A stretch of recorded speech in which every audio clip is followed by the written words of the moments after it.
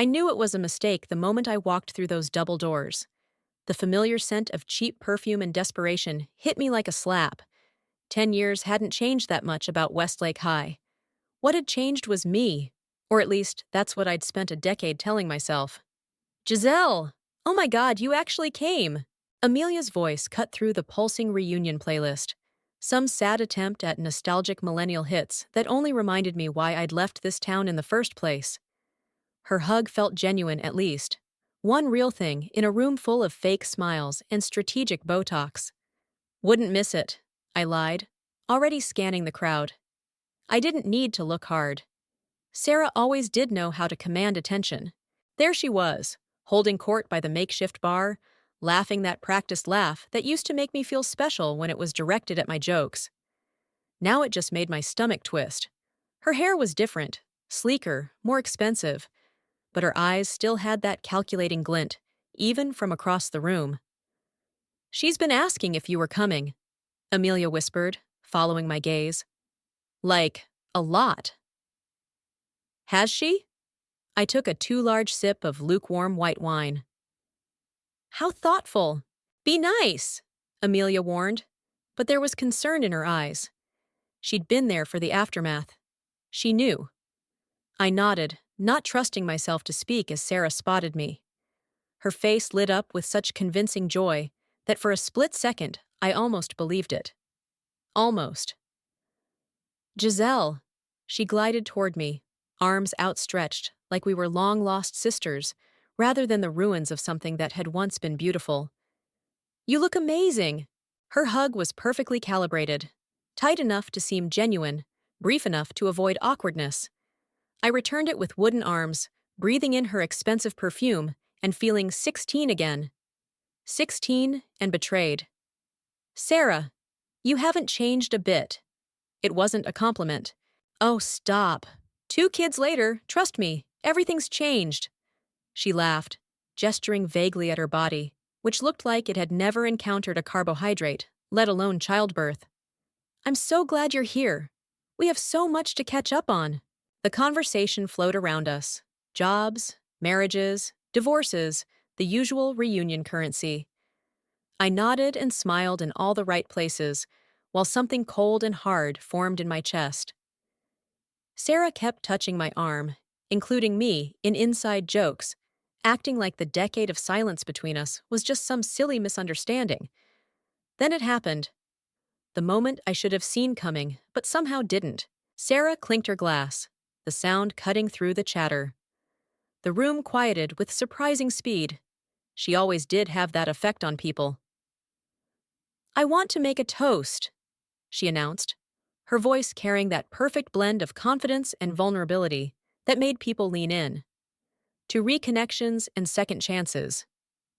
Her eyes found mine, and I felt trapped in her spotlight. "Especially to Giselle.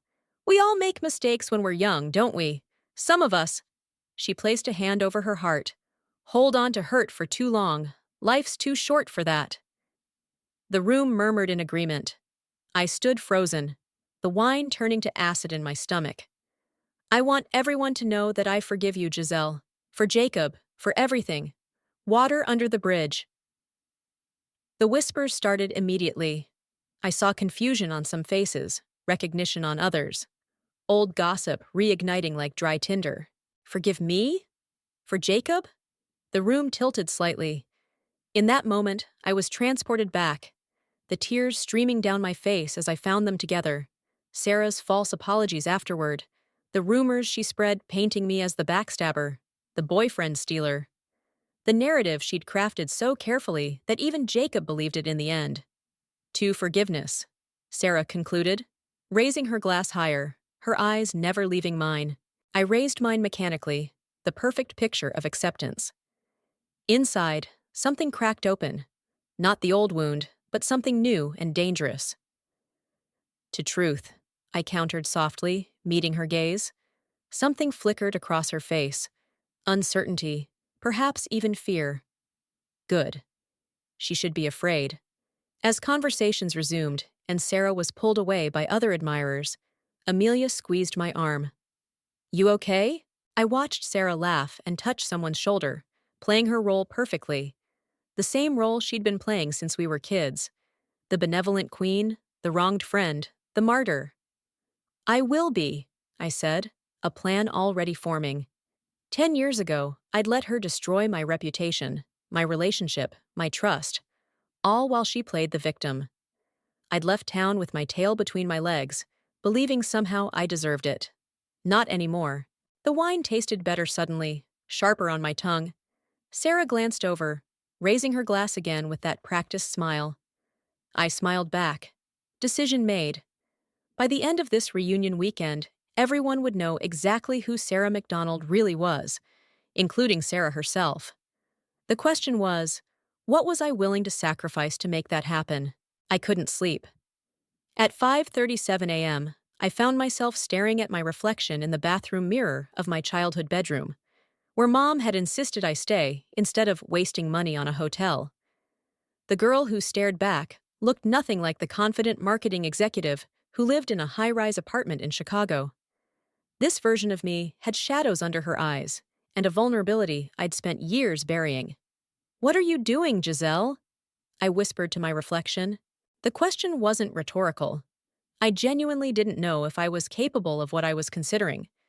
Revenge had always seemed like something that happened in movies, not something real people actually planned. My phone buzzed. Amelia. Of course she'd be up with her toddler at this hour. "Please tell me you're not actually going through with whatever I saw brewing in your eyes last night," her text read. I typed back. "Meeting for coffee at 9? 3 dots appeared immediately. Bagel place on Main. And yes, I'm bringing screenshots of your face when Sarah made that toast, as evidence of temporary insanity." I smiled despite myself. Amelia had always been my moral compass, even when I didn't want one. "She didn't forgive you in front of everyone just to be nice," Amelia said, tearing her cinnamon bagel into methodical pieces.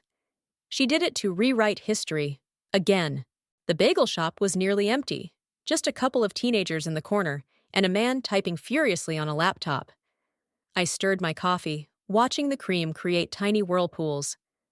"I know that," I said, "which is exactly why I can't let her get away with it. Not again." Amelia sighed. "It's been 10 years, Giselle. We're not in high school anymore. Who cares what these people think?" "I care," I said, my voice sharper than intended. "She took everything from me back then. My reputation, my boyfriend, my—" I stopped, the words sticking in my throat. "Your what?" Amelia pressed. "My power," I finally said. "She made me feel powerless. And last night, she tried to do it again." Amelia reached across the table and squeezed my hand. "I get it. I do. But what's your plan here? Publicly humiliate her? How does that make you any better?" The question hung between us, unanswered. Back at my parents' house, I dug through my old closet while Mom was at her book club.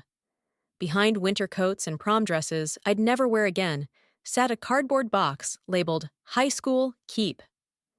Inside was everything I'd been too sentimental to throw away, but too hurt to look at.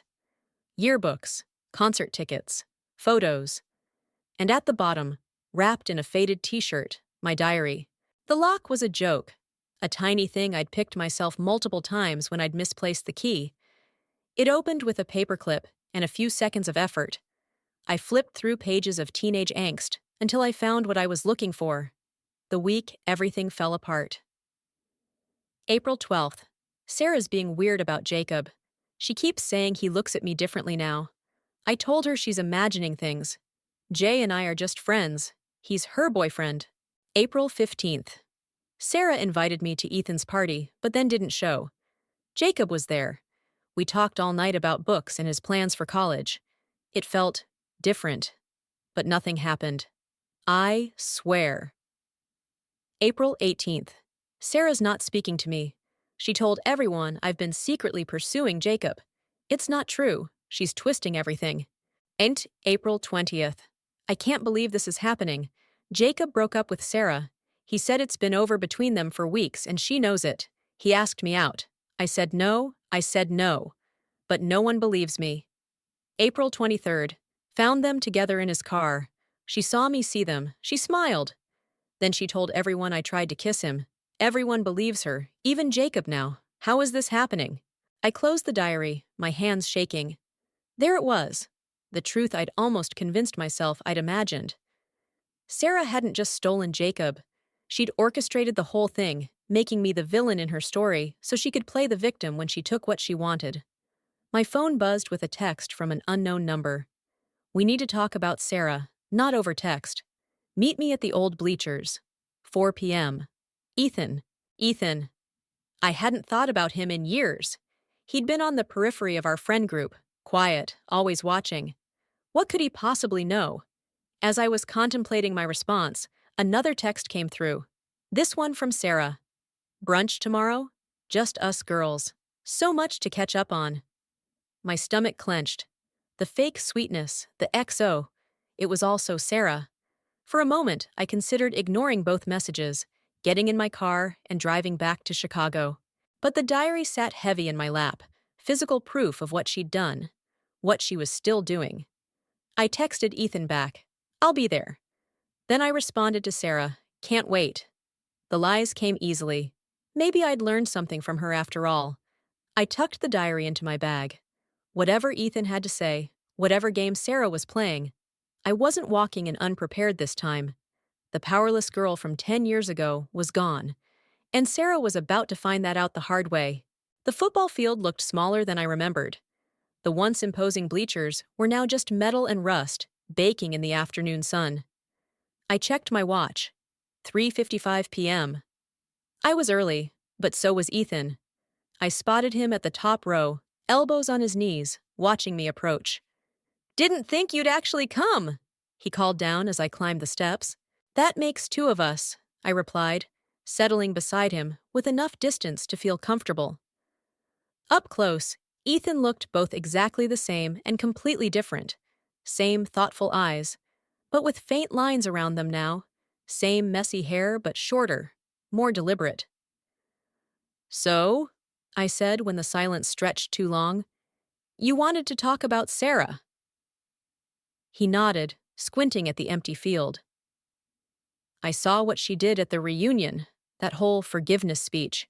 Yeah, well, Sarah's always had a flair for the dramatic.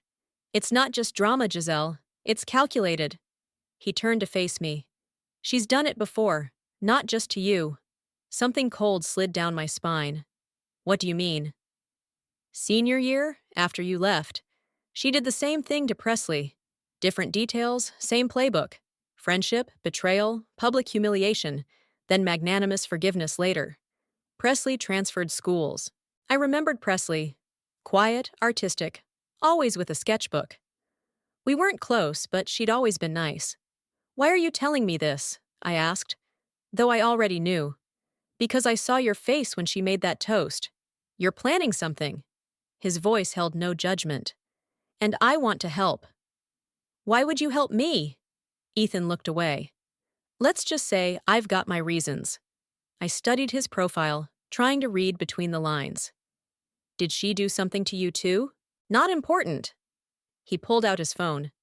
What's important is this.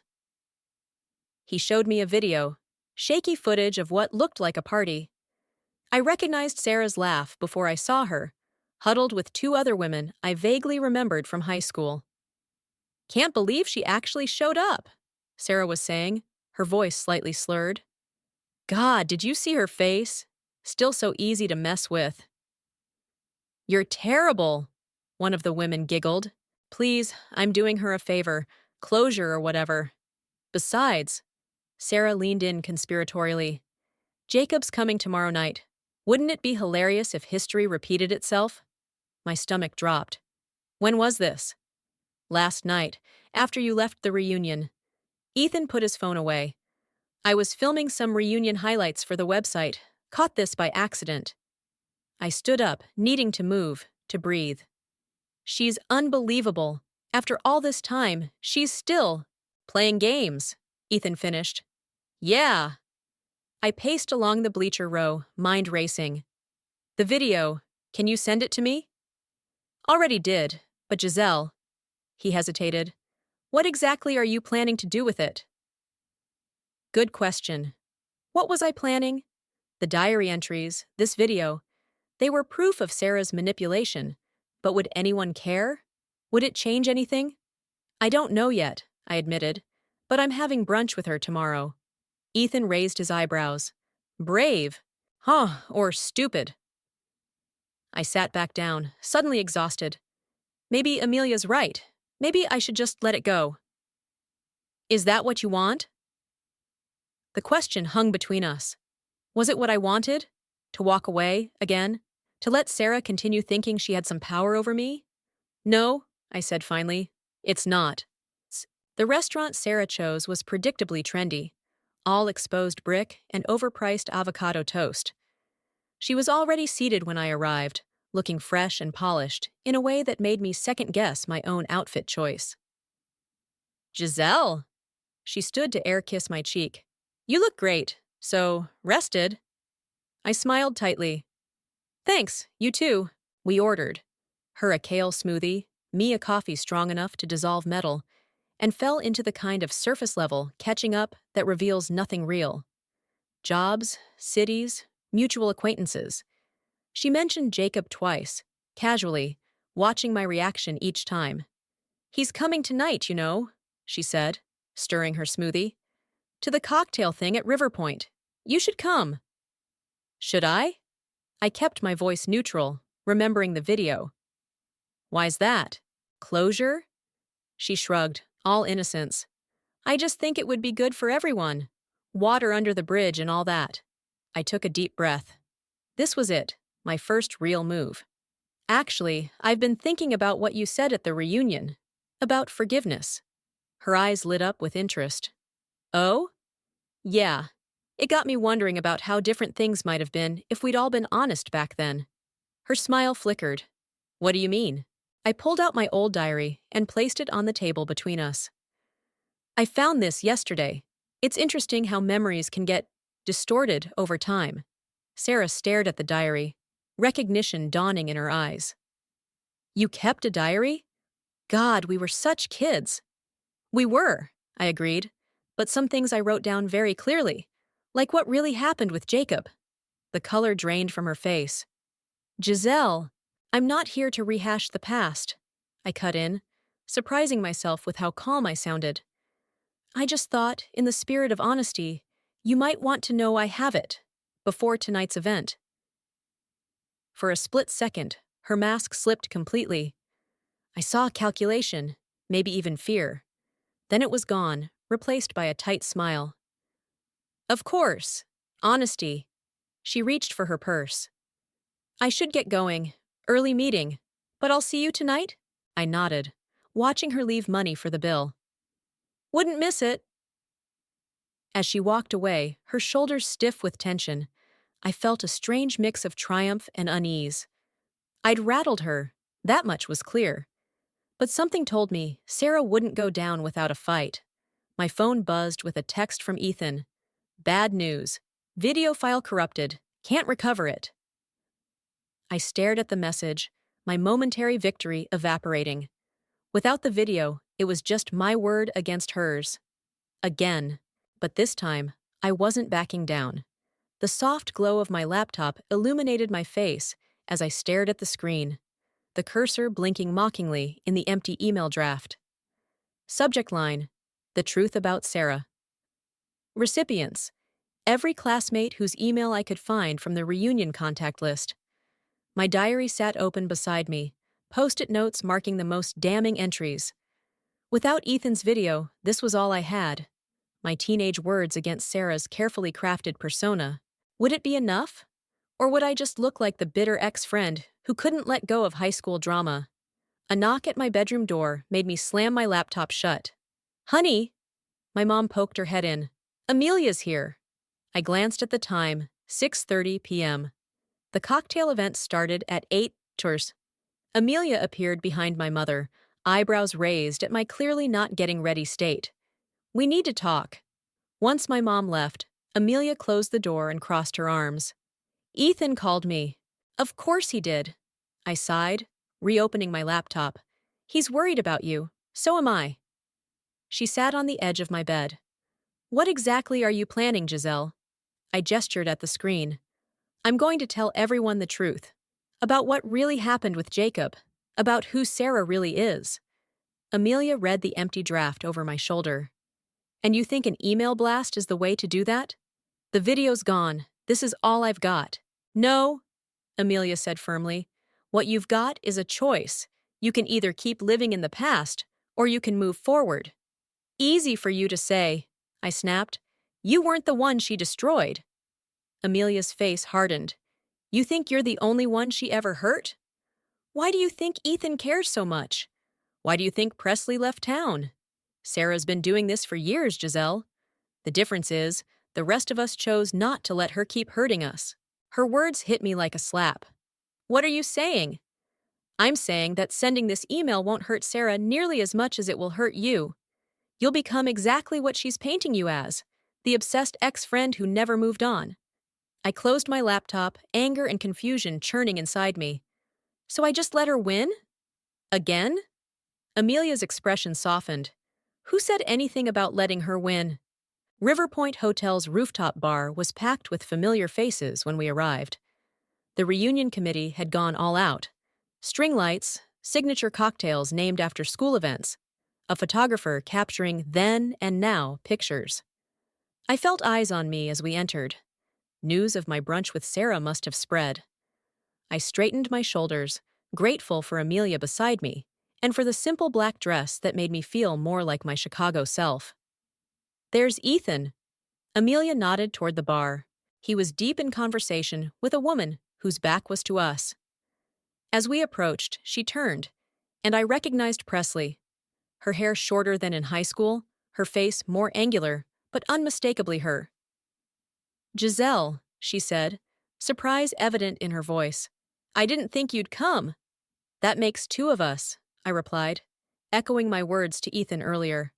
An awkward silence fell. Ethan cleared his throat. Presley's a counselor now, works with teenagers. Fitting, I said, meaning it. Presley had always been the empathetic one.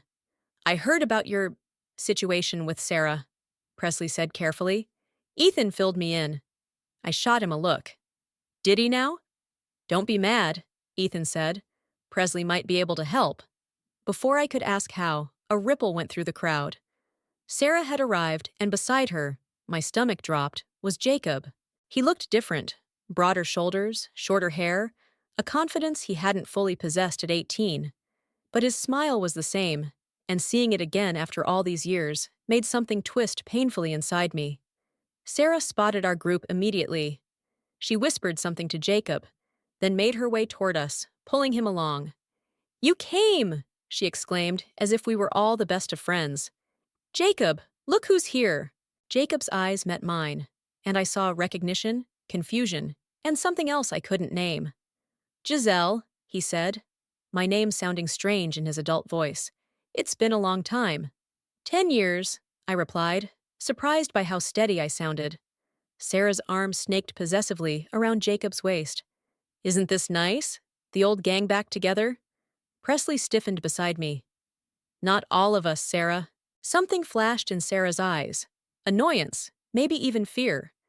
Presley, I didn't know you were in town. Surprise, Presley said flatly. The tension was thick enough to cut. Jacob looked between us, clearly sensing something was off. I need a drink, he muttered, extracting himself from Sarah's grip. Anyone else? As he walked away, Sarah's perfect smile faltered. What is this? Some kind of ambush? Not everything is about you, Sarah, Amelia said. Sarah's eyes narrowed. Really? Because it feels like you're all ganging up on me. What did Giselle tell you? Whatever it is, I'm sure it's… The truth? I cut in. That's what you're afraid of, isn't it? That people might finally see the real you? Sarah stepped closer, her voice dropping to a whisper. Be careful, Giselle. You're not the only one with memories of what happened. Is that a threat? It's a reality check. You really want to do this here? Now? In front of everyone? Her eyes darted to Jacob at the bar. In front of him? I followed her gaze. Jacob was watching us, concern evident on his face. You know what? I do. I stepped back, addressing our small circle. Presley, Ethan, Amelia, I need your help. I can't expose Sarah alone. But together. Together what? Sarah laughed, but it sounded hollow. You'll tell everyone I was mean in high school? Grow up, Giselle. No, Presley said quietly. We'll tell everyone who you really are. All of us. With proof. Sarah's face went pale. What proof? Ethan pulled out his phone. Turns out I had a backup of that video. And Presley has emails. And Amelia has texts. I stared at my friends in disbelief. They'd been gathering evidence. All this time. Sarah's mask slipped completely. You wouldn't dare. Watch us, I said, feeling something shift inside me. Not just anger or vindication, but a sense of finally standing my ground. Unless.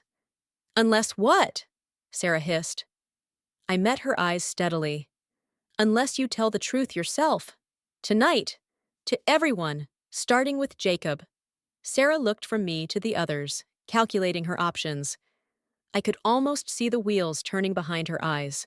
Finally, she straightened her shoulders. Fine. You want the truth? Let's see who's still standing when it all comes out. As she stalked away, Amelia squeezed my arm. Are you sure about this? I wasn't. Not completely. But looking at the faces of the people Sarah had hurt, people who'd found the courage to stand up to her, I knew there was no turning back. Yes, I said. I'm sure. Dark clouds gathered outside the hotel's floor-to-ceiling windows, mirroring the tension building inside. I watched Sarah weave through the crowd toward Jacob, her movements stiff, her smile fixed. Whatever she was about to do, I doubted it would be the full confession I'd demanded. She's going to spin this, I murmured to the others. We need to be ready. Presley touched my arm. Before this goes any further, you should know something. The seriousness in her voice made me turn. What? Jacob wasn't just a pawn in her game. Presley glanced toward the bar where Sarah was now speaking intently to him. He knew what she was doing to you. Maybe not all of it, but enough. The floor seemed to tilt beneath me. What are you saying? I'm saying he chose her, Giselle. Even after knowing how she manipulated you. He stayed with her for 2 more years. The revelation hit me like a physical blow. All this time, I'd cast Jacob as another victim in Sarah's schemes. The idea that he might have been complicit had never occurred to me. How do you know this? My voice sounded distant to my own ears. He told me, Ethan said quietly. Senior year, when he was drunk at a party, said he knew Sarah had set you up, but he was too much of a coward to admit it. I looked across the room at Jacob, the boy I'd once thought I understood, the betrayal I'd never fully processed. A decade of hurt suddenly shifted focus. I need some air, I muttered, pushing past them toward the rooftop terrace. Outside, the wind whipped my hair as thunder rumbled in the distance. The storm was moving in fast, just like the emotions threatening to overwhelm me. I gripped the railing, trying to steady myself. Giselle, I didn't need to turn to know it was Jacob. His voice still carried that distinctive gentleness that had once made me trust him completely. Not now, I said. He moved beside me anyway, keeping a respectful distance. Sarah just told me what's happening, about you threatening to expose her. I laughed bitterly. Of course that's how she framed it. She said you never got over what happened, that you've been carrying this grudge for 10 years. I finally turned to face him. And you believe her? Still? After everything? Lightning flashed, illuminating the conflict on his face. I don't know what to believe anymore. Then let me make it simple for you. My voice was steadier than I felt. Sarah manipulated both of us. She deliberately set me up, made it look like I was pursuing you, then played the victim when you broke up with her, exactly as she planned. I know, he said quietly. The admission stopped me cold. You... No? Not then. Not at first. He ran a hand through his hair. I figured it out later, after we got back together. By then it seemed easier to believe her version. Raindrops began to fall, fat and heavy, but neither of us moved. Easier, I repeated, the word tasting like ash. Well, I'm glad it was easy for someone. That's not fair. Fair. My voice rose. You knew she lied about me, destroyed my reputation, made me the villain in her story, and you said nothing? For 10 years? I was 19, he shot back. I made a mistake. We all did. No, Jacob, you made a choice. The rain was falling harder now, soaking through my dress. And you're still making it by standing here defending her. Before he could respond, the terrace door opened. Amelia appeared, her expression urgent. You need to come inside, now. The scene that greeted us was chaos. Sarah stood in the center of the room, tears streaming down her face, surrounded by concerned classmates. Ethan and Presley stood off to the side, their expressions grim. What happened? I asked Amelia. She's spinning it, Amelia confirmed, claiming we're all ganging up on her out of jealousy, that we've been plotting against her. I'd never thought they'd go this far, Sarah was saying, her voice breaking perfectly. Making up lies, doctoring evidence, all because I forgave Giselle publicly. Eyes turned to me as I approached, dripping rainwater onto the expensive carpet. Sarah's performance faltered momentarily when she saw me. There she is, Sarah said, recovering quickly. The mastermind herself. Murmurs rippled through the crowd. I recognized the looks, the same ones I'd received in high school when Sarah had turned everyone against me. History repeating itself, just as she'd planned. That's not what's happening, I said, addressing the room. Sarah's been manipulating people for years. Ask Presley why she left town. Ask Ethan what happened after graduation. Ask yourself why you can't let go of high school drama, Sarah cut in. It's sad, Giselle. Really sad. Some people nodded. Others looked uncomfortable. I was losing them, losing this battle before it had even properly begun. Then a new voice spoke up. I can tell you why she can't let it go. Jacob stepped forward, still wet from the rain. Sarah's eyes widened. Jacob, don't. Because she was telling the truth, he continued, looking directly at Sarah. And I knew it. I've always known it. The room went silent. Sarah's carefully constructed narrative began to crumble as Jacob spoke, confirming the manipulation, the deliberate sabotage of my reputation, his own complicity in staying silent. With each word, Sarah's expression hardened. When Jacob finished, she looked not at him, but at me, her eyes burning with something beyond anger. You think this changes anything? She said, her voice low and dangerous. You have no idea what I'm capable of. She pushed through the stunned crowd and disappeared down the hallway. The threat in her words hung in the air like the electricity before lightning strikes. Ethan approached, his face grave. That didn't go as planned. No, I agreed, watching the space where Sarah had vanished. It didn't. What now?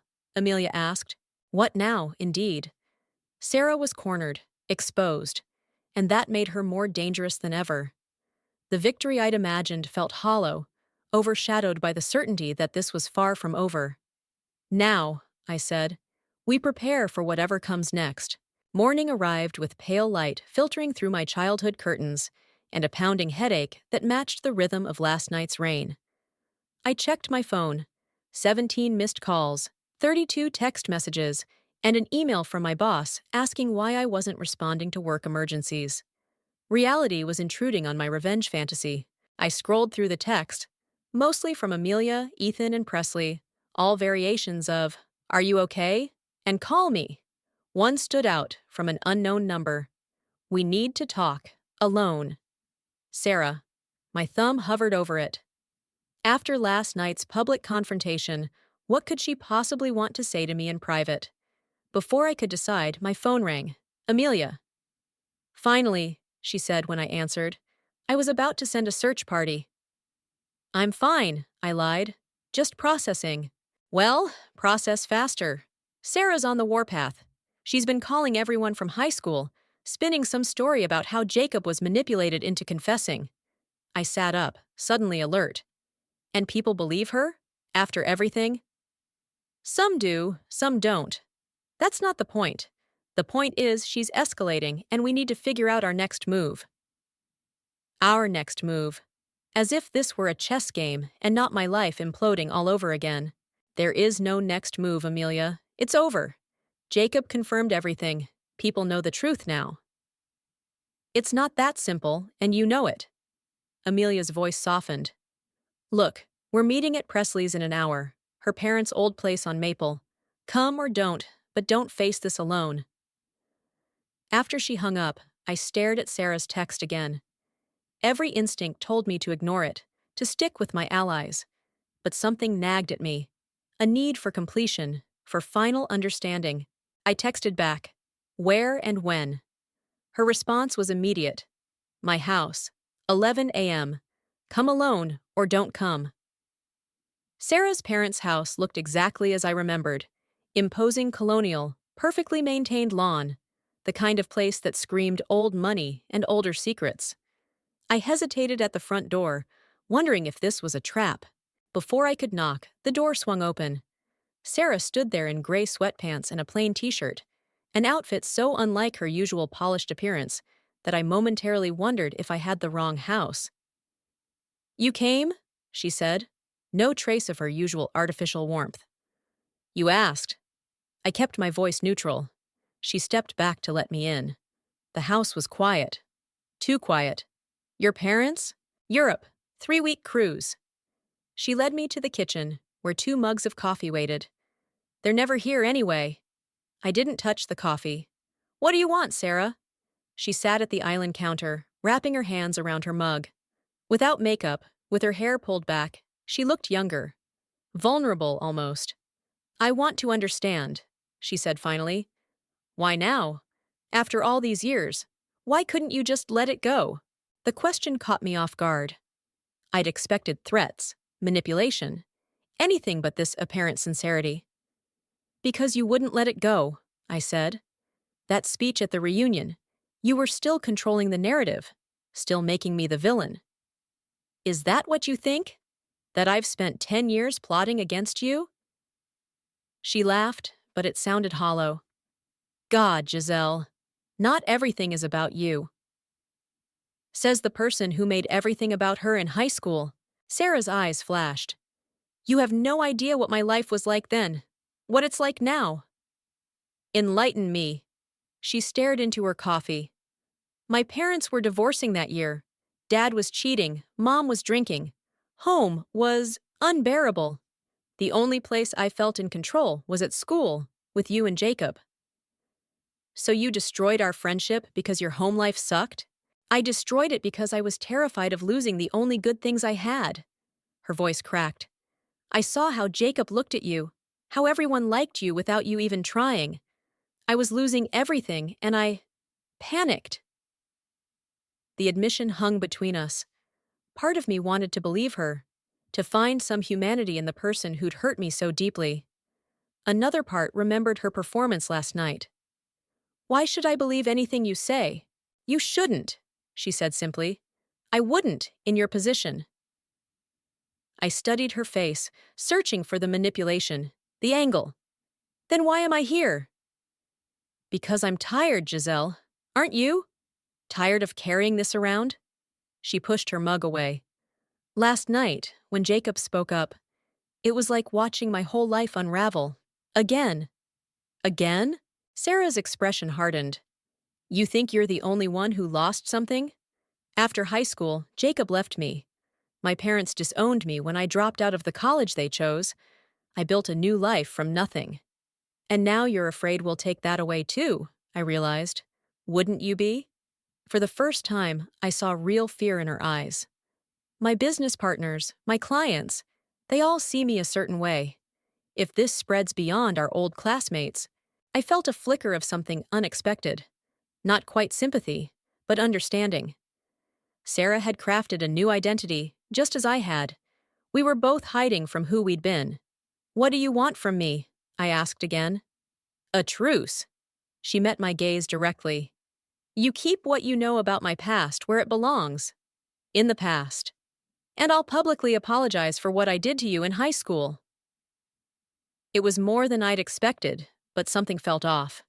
That's it? No catch? Sarah hesitated, then reached for her phone. There's something you should see first. She pulled up a text conversation and handed me the phone. It was between her and Jacob from last night after the confrontation. Sarah, how could you do this to me? Jacob, I'm sorry. I had to tell the truth. Sarah, after all these years? Why now? Jacob, because I still have feelings for her. I always have. I stared at the screen, my heart pounding. Jacob still had feelings for me? After all this time? He's been texting me all night, Sarah continued, asking for your number, saying he wants to make things right with you. She took the phone back, her expression unreadable. So there's your choice, Giselle. Pursue whatever this is with Jacob, accept my public apology, and we all move on. Or continue this war and see who's left standing. The offer dangled before me. Closure, vindication, even a second chance with Jacob. Everything I thought I wanted. So why did it feel like another trap? I need to think, I said, standing abruptly. Sarah nodded. You have until tonight. The reunion committee added a last-minute farewell breakfast tomorrow. Perfect place for a public apology, wouldn't you say? As I walked to my car, my phone buzzed with a text from Presley. Where are you? Everyone's waiting. I stared at the message, then back at Sarah's house. The choice seemed clear. Trust my friends, not my enemy. But as I drove toward Presley's, Jacob's words echoed in my mind. I still have feelings for her. I always have. What if Sarah was telling the truth, just this once? Presley's childhood home was a modest two-story, with wind chimes tinkling on the porch, a stark contrast to Sarah's manicured estate. Inside, Amelia, Ethan, and Presley fell silent when I walked in, their faces a mixture of relief and concern. Where have you been? Amelia demanded. We've been calling for hours. I sank into an armchair, suddenly exhausted. I was with Sarah. Their reactions were immediate. Ethan cursing under his breath, Amelia's sharp intake of breath, Presley's quiet, "Oh, Giselle." Before you lecture me, I said, raising a hand, I need to tell you what happened. I recounted the conversation, Sarah's unexpected vulnerability, her offer of a public apology. I hesitated before mentioning Jacob's texts, unsure how much of myself to reveal. She showed me messages from Jacob, I finally said. He told her he still has feelings for me. Presley and Amelia exchanged glances. What? I asked. Jacob's been texting us too, Presley said gently. Looking for you. He never mentioned anything about still having feelings. My stomach dropped. You think she faked the texts? I think Sarah's desperate, Ethan said. And desperate people will say anything. The possibility that I'd almost fallen for another manipulation made me feel physically ill. She wants to apologize publicly at the farewell breakfast tomorrow. Said it's my choice. Accept that and move on, or continue fighting. And you believe her? Amelia asked. I don't know what to believe anymore. I pressed my fingers to my temples. Part of me wants to accept her offer, just to be done with all this. That's what she's counting on, Presley said. Your exhaustion, your desire for closure. Then what do you suggest? I snapped, frustration boiling over. Because I can't keep doing this. I can't keep letting her control my life. The room fell silent. Finally, Ethan spoke up. Maybe that's the answer, he said slowly. Stop letting her control anything, including how this ends. The banquet hall glittered with morning sunlight streaming through tall windows. Round tables dotted with farewell-themed centerpieces filled the space, already half-occupied with classmates enjoying their last reunion event. My hands trembled slightly as I adjusted the small microphone clipped to my blouse. Ethan had borrowed it from the AV equipment, assuring me it would connect to the room's sound system when the time came. You sure about this? Amelia whispered as we found our seats. I wasn't. Not entirely. But after hours of discussion at Presley's, after examining every angle of Sarah's offer, one thing had become clear. I needed to reclaim my story on my terms. I'm sure, I said, scanning the room for Sarah. She arrived 15 minutes later, immaculately dressed in a pale blue sundress, her composure fully restored. Our eyes met across the room, and she gave me a slight nod before taking a seat at a table surrounded by former cheerleaders. Jacob arrived shortly after, hesitating at the entrance before spotting me. I looked away, not ready to deal with that particular complication. The reunion committee chair tapped a glass, calling for attention to make announcements and thank yous. As she spoke, I felt a presence beside me. "Can we talk?" Jacob asked quietly. "Not now," I replied, my focus on the front of the room where Sarah was whispering to the committee chair. "Please, Giselle, there are things I need to say to you." I turned to him then, really looking at him for the first time since his confession. "Did you text Sarah last night, telling her you still have feelings for me?" Confusion crossed his face. "What?" "No. I texted her to apologize for the public confrontation, but that's it." Another lie confirmed. I nodded, unsurprised. "Then we have nothing to talk about." The committee chair was wrapping up. "And now, before we say our final goodbyes, Sarah has asked to say a few words." Sarah approached the microphone, her smile perfectly calibrated for maximum sincerity. My heart hammered against my ribs. This was it. "Thank you all for such a wonderful reunion weekend," she began. "Being back with all of you has reminded me of how special our time together was. But it's also reminded me that sometimes we need to acknowledge our mistakes." The room quieted, sensing something significant was coming. "Many of you witnessed what happened last night," Sarah continued, her voice catching artfully. "And I want to set the record straight. Giselle and I had a falling out in high school over Jacob. It was messy and painful, as teenage relationships often are. But the truth is, we all played a part in that drama." I felt my face flush with anger. This wasn't an apology. It was another manipulation, spreading the blame, rewriting history yet again. "So, the important thing," Sarah said, her eyes finding mine, "is that we've all grown up now. We can put the past behind us. Forgive and forget." My hand moved to the microphone clipped to my blouse. Ethan caught my eye from across the room, giving me a subtle nod. The system was ready. "So in the spirit of moving forward," Sarah concluded, "I hope Giselle and I can finally put this behind us. Life's too short for grudges, isn't it?" Applause rippled through the room. Sarah smiled graciously, victorious once again. I pressed the button on my microphone. The sound system crackled to life, and my voice filled the room. "You're right about one thing, Sarah," I said, standing slowly. "Life is too short."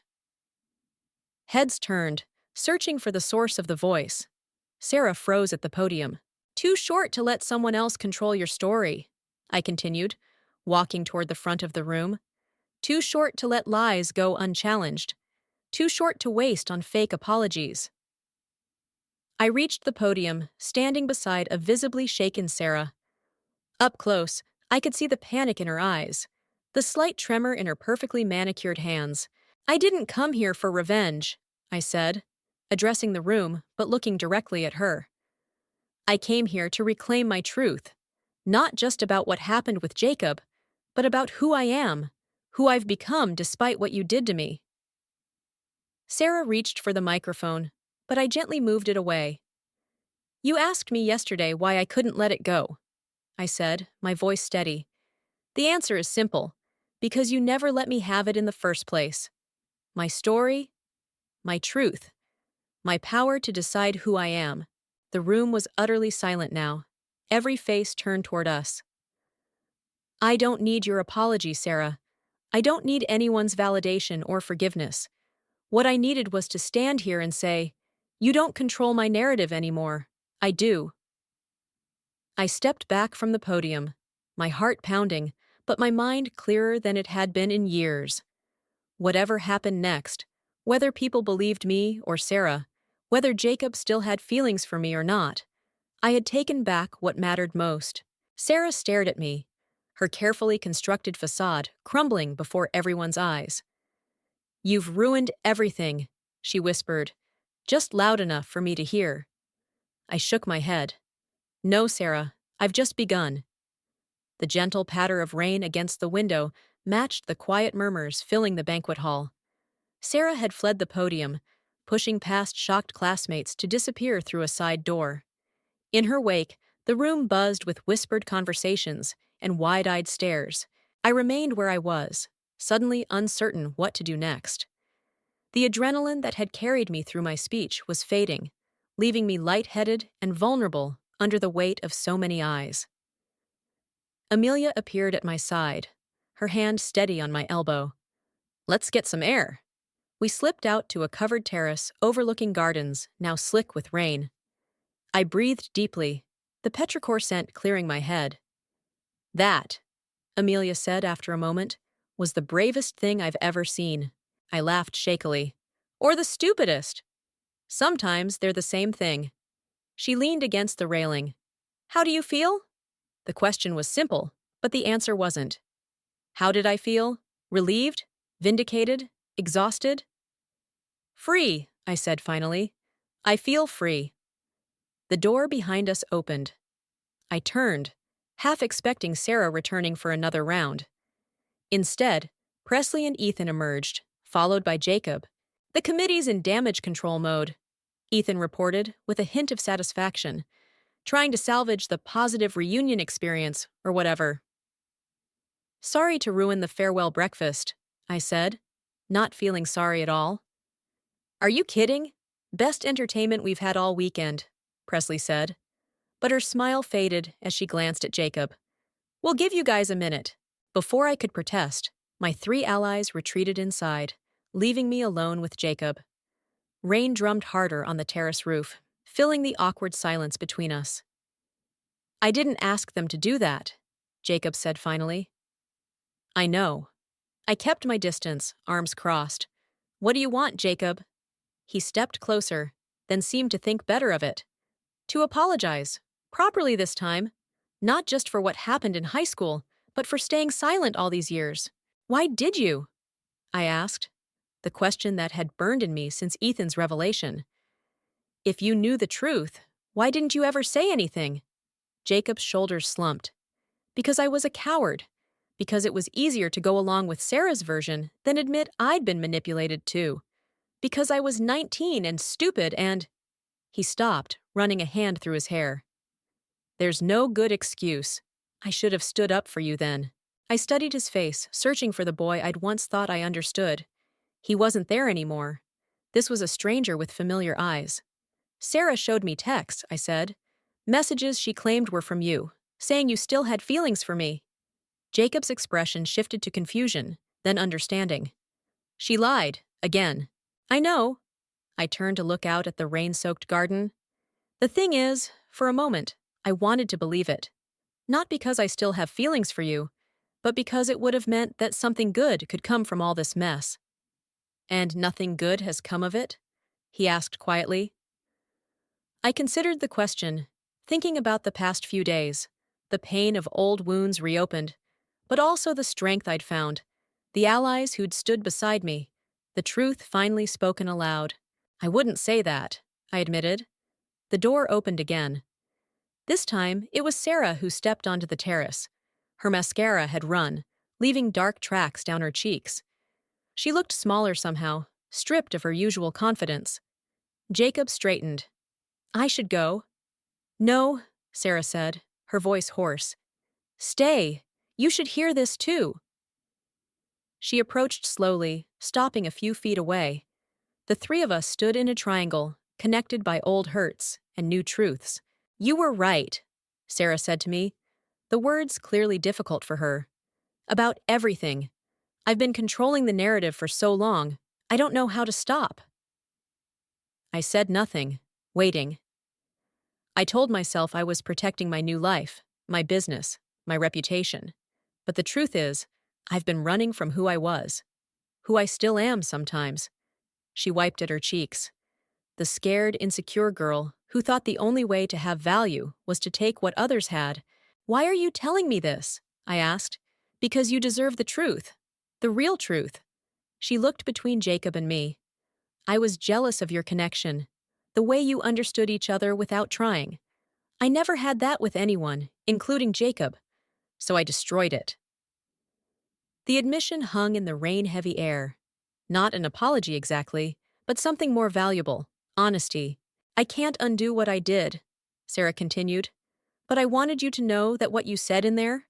She gestured toward the banquet hall. It was right, and it was necessary, for both of us. I felt something shift inside me. Not forgiveness exactly, but a loosening of the knot that had bound us together for so long. What happens now? Jacob asked, looking between us. Sarah gave a small, sad smile. Now I go back to my life and try to be better. And you too. She shrugged. That's not for me to script anymore. She turned to leave, then paused. For what it's worth, Giselle, I'm sorry. Not because I got caught, but because I see now what it cost us both. After she left, Jacob and I stood in silence, the rain creating a private world on our small terrace. She's right about one thing, he said finally. What happens next isn't for her to decide. Or you, I added gently. He nodded, understanding. Or me. The rain began to ease, sunlight breaking through in patches that dappled the wet gardens with gold. I have a flight to catch, I said, checking my watch. Back to my real life. Is it? Real, I mean? Jacob asked. Or is it just another place to hide from all this? The question struck deeper than he probably intended. Was my carefully constructed Chicago life, the demanding job, the sparse apartment, the casual relationships that never deepened, just another form of running? I don't know, I admitted, but I'm going to find out. Inside, I could see my friends waiting, giving me space but ready to support whatever came next. Beyond them, former classmates still mingled, some watching the terrace curiously, others pointedly looking away. None of it mattered as much as I'd thought it did. Their opinions, Sarah's machinations, Jacob's regrets, they were parts of my story, but they didn't define it. For the first time since I was 16, I felt fully present in my own narrative. Goodbye, Jacob, I said, offering my hand. He took it, a simple handshake that closed a chapter without bitterness. Goodbye, Giselle. As I walked back inside to join my friends, I felt the weight of the past finally lifting. I didn't know exactly what came next, what challenges my newfound clarity would bring, what parts of myself I still needed to reclaim. But for the first time in 10 years, I was eager to turn the page and find out.